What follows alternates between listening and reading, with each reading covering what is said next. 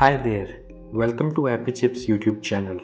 I am Ambajan and today we will learn how to install this app on Mac using Homebrew, which is also popularly known as simply Brew. But before we get started, let me answer some frequently asked questions first. To start with, what does a package manager like Homebrew does? Well, a package manager lets you install, uninstall or repair apps on your Mac. A package manager is very similar to App Store on macOS or Microsoft Store on Windows operating systems, except that a package manager uses commands that you type on Mac terminal to install or uninstall different programs. Some of the popular package managers for Mac include Homebrew, Nix, and Macports. And if you are coming from a Linux background, you will feel at home with Homebrew, especially if you have used package managers like apt, pacman, yum, etc. on Linux based operating systems. Next up, is it safe to install the Mac apps via Homebrew? Short answer, yes. In fact, Homebrew is the most popular and thus most widely used package manager on macOS. Moreover, Homebrew is a non-profit member of Software Freedom Conservancy Foundation, also known as SFC Foundation. Many other open source projects like Git, BusyBox, Samba, Wine are all part of this Software Freedom Conservancy organization. Also, you might be surprised to know that Homebrew is the most forked project on GitHub and it has the largest number of contributors on its GitHub repository.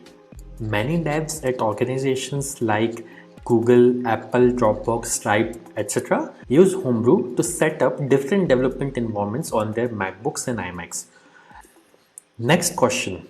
Can you use Homebrew to install programs on Apple Silicon or more popularly known as M1 MacBooks? Again, yes. Starting version 3.0 of Brew, Apple Silicon is now supported on Homebrew. In fact, Homebrew also supports programs that are at the moment only supported via Rosetta 2 on Apple Silicon. Now that I have answered your questions on safety and compatibility of Homebrew, let's get to the installation process. Before we can install anything using Brew, we need to install the package manager itself, that is Homebrew, on your Mac. So let's see now how can we install Brew on Mac. Let me open my Mac here. First, you need to press Command and space on your keyboard. This will open Spotlight Search on your Mac. And then you have to type terminal.app. You will see this terminal app. Simply double click on it to open terminal. Let me maximize this terminal window. Now we need to copy paste the command to install Homebrew from the Brew website. So open your web browser and simply go to the website brew.sh. Once you are on the website, you will see this section called Install Homebrew, which has a command that you can simply copy by clicking on this button over here. Once it is copied, you have to go back to terminal, right click, paste. Now that the command is copy paste over onto this terminal, press enter. This will start Brew installation. Now it is prompting me to enter my user's password on Mac. I am going to type the password now, but it won't be visible on your terminal. Once you have entered the password, simply press enter, and if the password is correct, the script will continue. Now it is saying press return to continue the installation. I'll press enter here, and this will start the installation of Homebrew on my Mac. Let's wait for this to finish. As this message here says, installation successful. So that's it. Brew is successfully installed on your Mac now. Now before we proceed, I would like to highlight that Brew collects anonymous usage data via Google Analytics. As you can see on this page, if you want to opt out, you can simply run this command brew analytics off and press enter, which simply disables the anonymous usage data collection on your Mac.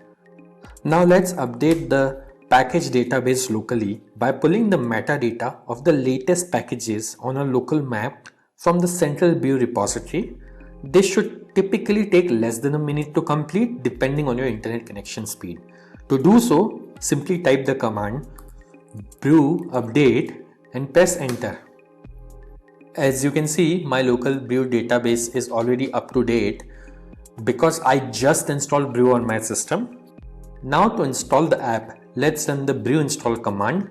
Mind you, if during installation, if you're prompted to enter a password, enter your Mac user's password to continue.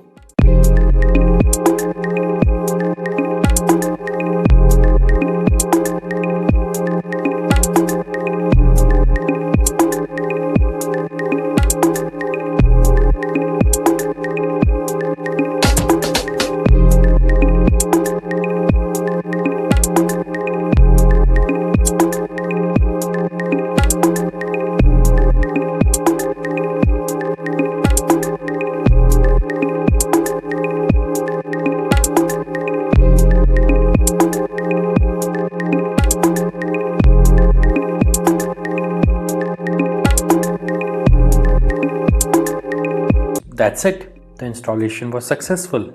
If this video was useful, don't forget to hit the like button. And if you faced any problems during the installation in this video, please leave a comment below and somebody from AppyChip team will reply back to you. If in future any app installed using Brew stops working, then you can simply reinstall it using the command brew space reinstall space the name of the program. For example, I'll try to reinstall this program called Hello, which is already installed on my system. As you can see, it is downloading the program and it says reinstalling Hello, and now Hello is successfully installed. And if you want to uninstall any app installed using Brew, simply run brew space uninstall space the name of the program. In this case, I will try to uninstall the program Hello, which is already installed on my system. As you can see, within a few seconds, it says the program is successfully uninstalled. Also, over time, Brew might end up consuming disk space on your Mac as it keeps installers of the programs that you had installed on your hard disk in a cache directory.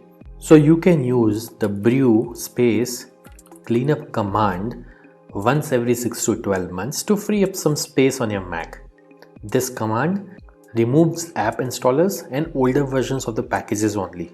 It would not uninstall any of the apps that you have installed. As you can see, Brew Cleanup was successfully run on my system. So do subscribe to our channel as we have tutorials for installation of over 9,000 programs on Mac, which will come handy. If you need to install other apps on Mac in future, chances are that we have got it covered already.